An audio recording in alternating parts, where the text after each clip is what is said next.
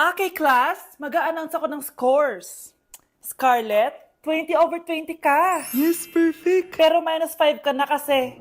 Ganyan yung tsura mo. Ano? Cheska, 15/20 ka lang. Hala, hindi siya perfect. Pero dahil may face card ka, +5 ka sa akin, kaya perfect ka na. Akala ko din ako perfect eh.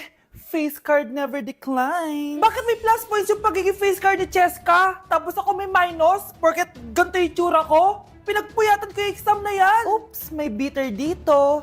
Hindi mo naman kasi magigets yun kasi wala ka nun. Hi ate, pabili ako ng kwek-kwek. Nakikita mo ba tong pila na to? Pumila ka! Ay, sorry. Sige, pipila ako. Ate, isa nga pong kwek-kwek. O eto be, libre na lang yan para sa'yo. Thank you ate, you're the best. Ano yun? Ako pinapila mo tapos si Cheska di na pumila. Hindi mo ba alam na VIP dito ang may face card? Bakit? Meron ka ba nun?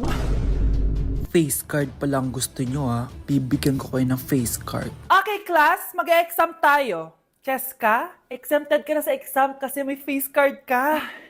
Good luck guys ha, huwag niyo masyadong galingan. Ma'am, exempted din ba ako? Dame un girl. Okay. Scarlett? Okay.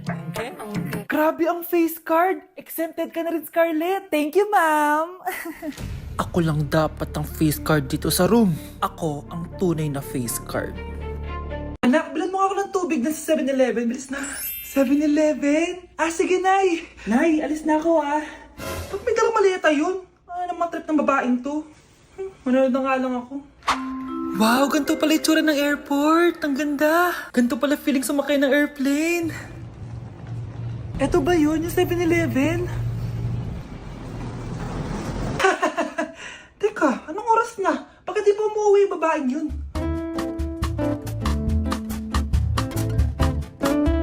Ayan, ito yung pinapabili ni nanay. Tawagan ko na nga.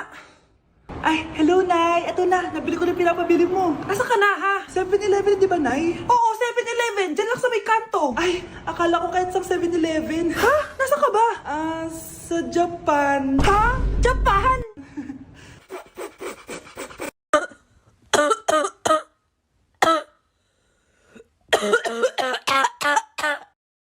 Nandito ako sa Japan ngayon at titikim tayo ng Japanese convenience store snacks. Hulaan niyo kung saan ako pupunta, walang gato sa Pilipinas.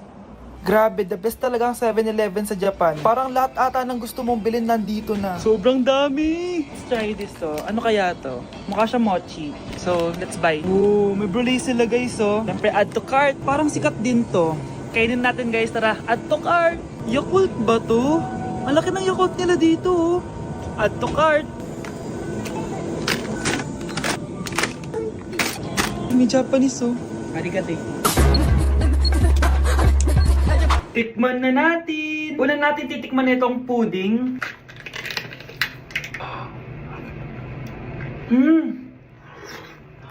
Lasa siyang lotion. Lasang lotion na! I'll give it 6 out of 10. Next, chips na lasang spinach pizza. Parang maanghang siya. Kalasa nga guys. Sarap. 7 out of 10 to. Yung kamay. Sa mga drinks naman, so first, ito. Alam niyo yung sa Kmart, yung banana na lalagay ko dyan. Ganun yung lasa niya, pero hindi masyadong matamis. So, 7 out of 10. Favorite. Next, ito guys, super cute nito kaya kinuha ko. So, parang siyang mochi. Pero di ko alam kung ano, wala kasi siyang English subtitle. Cute niya! Tapos amoy sabon. Alam mo yung Kojic, ganun. Ganun yung amoy niya. So, ito yung itsura niya. Candy ata to eh. Para kang ngumunguya ng sabon. 3 out of 10 ka lang, be. Okay, next, itong Pringles na lasang chicken barbecue. Ba't may ganun? Amoy na natin. Amoy biryani. Actually, masarap siya. Alam mo yung biryani na chicken, ganun yung lasa niya pero Pringles. 7.5 out of 10 to. Next, itong Jollibee na parang sweet potato. Ano natin? Mukha talaga siyang fries. Ayan. Parang nanak malasahan sa lahat ng mga kinain ko. Masarap siya, pero wala siyang lasa. Go. Galing. 5 out of 10. Hindi ko siya bibilin ulit. Next is yung dessert natin, tong brulee. Brulee? Ayan yung tsura niya guys. And alam ko, binabasag to. Yun no. Ayan. Oh, ayun no.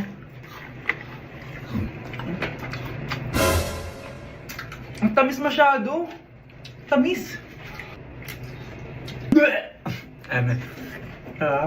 Favorite niya to eh. Okay, last natin is yung Yakult. Lasang Yakult. Na mas marami lang. So yun lang naman. Kung gusto nyo ng part 2, mag-rate pa ako ng ibang Japanese food dito. So comment lang kayo sa baba. Nasa Japan pa rin ako at titikim tayo ng Japanese convenience store food part 2. Hulaan nyo guys kung nasan ako. Walang-wala na ito sa Pilipinas, promise. Hindi talaga pwedeng wala akong mabili tuwing pupunta ako dito sa Family Mart. Tignan nyo naman, parang lahat gusto mong itry, di ba? Guys, may nakita ko. Parang may ganito ako. Okay pa ba to? Parang panis na. Add to cart. Guys, mukhang masarap to. Oh. Add to cart natin to. Guys, nakita ko kanina daming Japanese na kumakain nito. So, add to cart natin to. Guys, parang masarap din to. Oh, Pamichiki. Add to cart.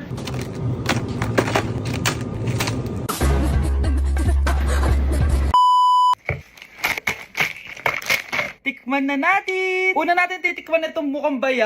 Bakit kaya ganito kulay niya? Saan yung amoy niya? Amoy mani. Unang kagat. Masarap siya pero lasa siyang mani. Oo eh. Masarap siya. Sarap siya. 7 out of 10 to. Next natin tong Pamichiki. Tignan nyo guys, grabe. Walang buto to ah.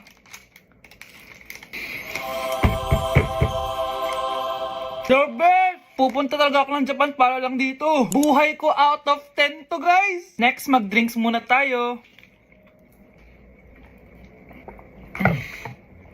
Sarap. Wala akong masabi. Ang sarap niya. 10 out of 10 to sa akin. Ang daming Japanese na kumakain nito kanina. So, try na natin kung masarap ba talaga. Parang siya marshmallow. Ayos din yan. Masarap siya pero medyo matamis siya. Mahilig sa matamis. Sarap!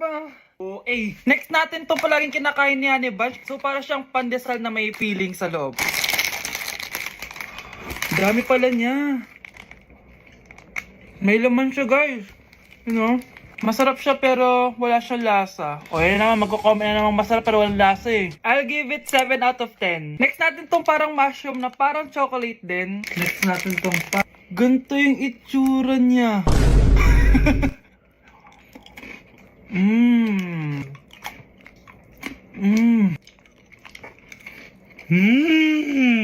Uy talaga.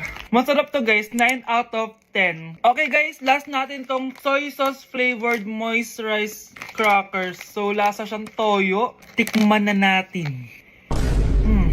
Amoy singit. So ganito yung itsura niya. Amoy singit.